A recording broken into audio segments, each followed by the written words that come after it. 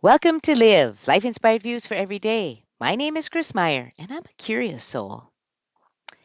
I remember many years ago I was scheduled to speak to a women's group in a little rural church in northern Iowa.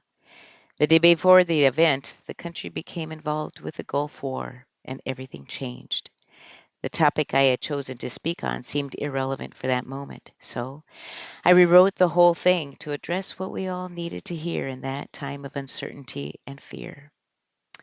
The same happened this past Saturday after the assassination of one of our Minnesota state representatives and her husband, and the shooting of one of our state senators and his wife. The podcast I had prepared just didn't seem this to fit this moment. So let me somehow address what we all need to hear in this time of uncertainty and fear. Our world is hurting. Our country is feeling fragile. And we need something that makes sense when nothing seems to make sense these days. Last week, my husband and I went to visit my mentor and eventual colleague from grad school, John, and his wife, Karen Hickson. Karen creates beautiful stained glass art. She shared with us that a woman in their town was moving and had many boxes of unused stained glass. She learned that Karen also made stained glass art and offered to give her all of her materials. The woman would take nothing for it because it meant so much to her that it was going to someone who appreciated it as much as she did and would turn it into beautiful pieces of stained glass art. Has someone ever freely given you something they treasured? Did they give you their treasure freely with no strings attached, simply because it was something they valued and could see you would carry on the honor and the love for what they had also loved and valued? As I look back on the weekend and the tragedy of murder combined with the worldwide gathering of people wanting to use their voices to unite our country and risk by peacefully gathering to protest because they value what this country has stood for and they want to continue giving that gift of living free to generations to come. Because of this weekend, I'm reminded of Karen's stained glass and the gift of a woman. Karen showed us some of the glass was given. The edges were uneven, some broken, some pieces small, others large. She puts these pieces together and then uses metal not only to outline their unique shapes and colors, but to adhere them together so they are strong and can withstand much resistance from wind, rain, and storms. But the magic of the art is when the artist, like Karen, takes the glass, shapes it into different sizes, and then creates a picture using a kaleidoscope of colors that eventually become an image of such beauty it almost takes your breath away.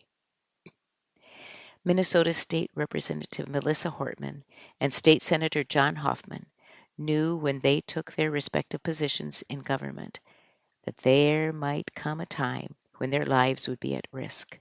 In fact, they learned there were people who wanted to harm them for their stand on in the political arena.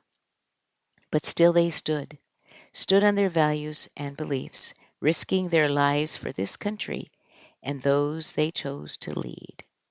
Their lives, their most precious gift, they gave away freely with no strings attached. We must be like my friend and artist Karen, who can take broken pieces of glass and instead of using them to cut others, bring those sharp, misshapen pieces together to form a strong window of love and peace, like a stained glass window that can withstand rain and wind and storms.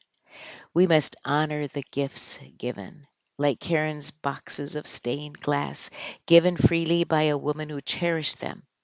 We must honor the gifts of life and willingness to face death and danger from Representative Hortman and Senator Hoffman, along with their colleagues and immigrants who face danger, deportation, separation, and death.